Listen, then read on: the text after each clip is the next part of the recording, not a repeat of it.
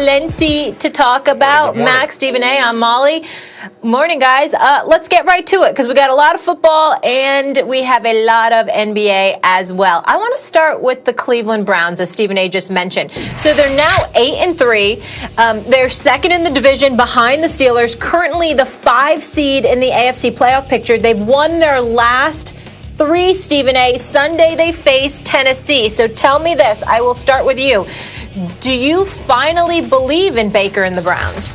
Well, I believe in the Browns. I'm not sure I believe in Baker Mayfield. I think Bart Scott earlier this morning on Get Up said it best. There's no quarterback who's done less with more than Baker Mayfield. The jury's still out about him. We know that they're 8-3, but we also know that this guy's only completing 61% of his passes. He's only thrown for 2,100 yards over the first 10 or 11 games or so. And so when I look at it from that perspective, 17 touchdowns, 7 interceptions is nothing to sneeze at per se. Nothing that blows you away, but he's not throwing an abundance of interceptions. We'll give him credit for that. But look at what he has. He's got Nick Chubb and Kareem Hunt at the running back spot. Even with Odell Beckham Jr. going, you still got Jarvis Landry and the crew and Hooper and those boys. So you've got a multitude of weapons. Kevin Stefanski deserves a lot of credit because of how he's basically kept Baker Mayfield contained per se and utilized the other assets around him and just basically have asked Baker Mayfield not to lose the damn game. And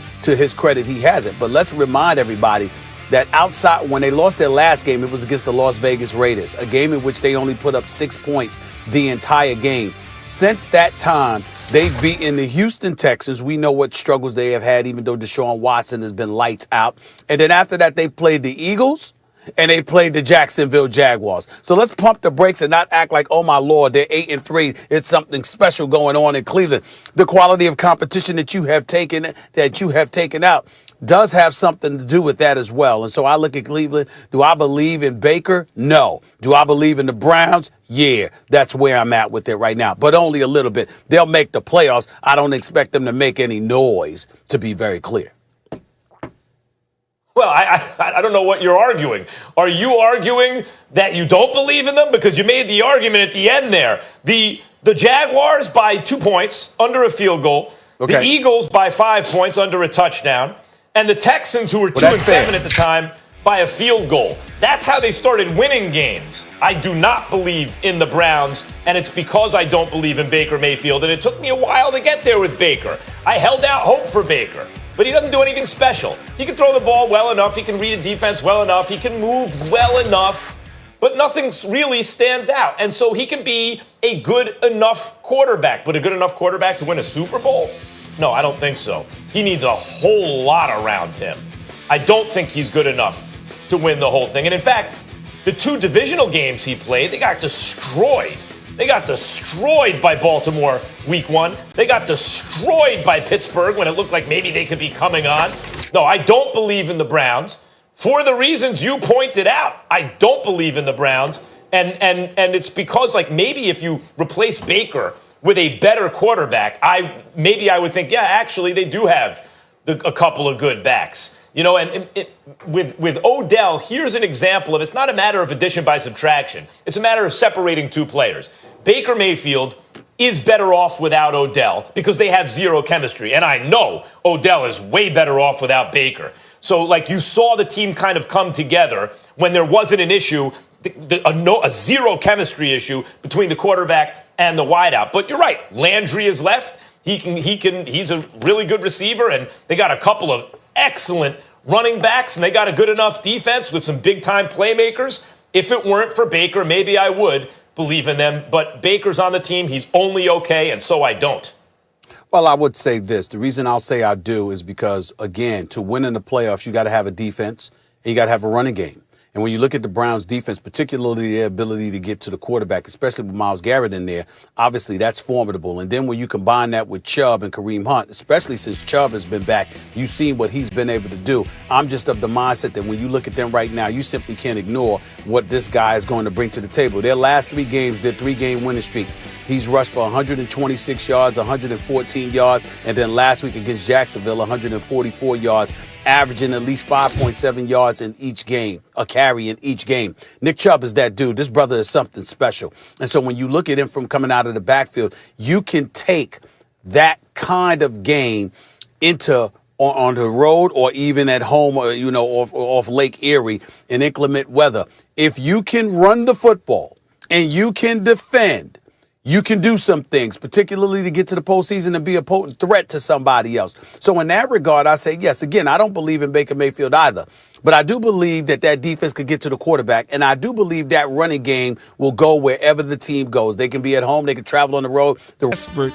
You look up, and anything could happen. I don't think it will, but you just gotta be careful. There's no doubt about it, and that is 4/5 downs. With the bonus down, we should mention the Broncos have lost 10 straight games to the Chiefs. Drew Lock should be back. He's from Lee's Summit, Missouri, right outside of Kansas City. So we'll see what happens on Sunday Night Football between those two. You think his mother's going to the game?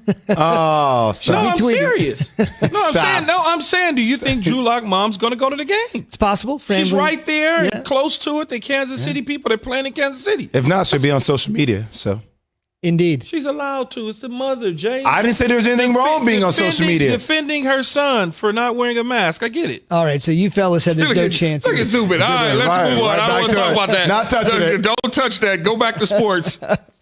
Hey, I mean, we thought it was gentle when you said, would you call my son Patrick, not Pat? The other quarterback on Sunday, his mom a little more fiery than Patrick Mahomes' mom. She just wanted a name clarification.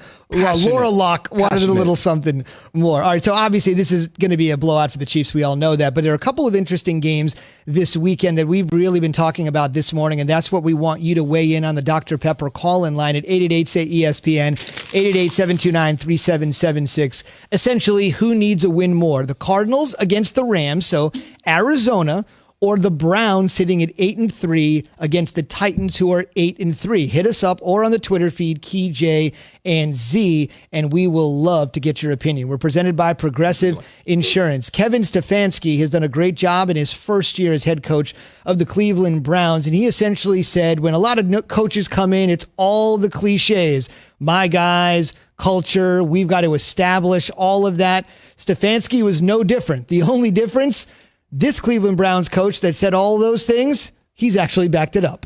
I don't think I came in here or any of our coaches came in here to change a culture. We just established our own, and we just kind of explained what we're about and what we believe in. And I think, to the players' credit, I think we have a bunch of guys that believe in the same things and want to help the team any which way they can. So here's the point. Jay mentioned this earlier. I think it's really interesting. Could you give Kevin Stefanski serious consideration for Coach of the Year? And here's why I mention it. In a lot of other sports, the Coach of the Year, including in football, the Coach of the Year is always somebody that just exceeds expectations. If the Browns win 10 games, yeah, it's not as great as the Steelers winning 16 under Mike Tomlin. I get that. But we knew the Steelers were going to be good with the return of Ben Roethlisberger. We still didn't know what the Browns were going to be. So if they have their best season in 18 years, they make the playoffs for the first time in 18 years, and snap the NFL's longest playoff drought, relative to expectations, who's done better?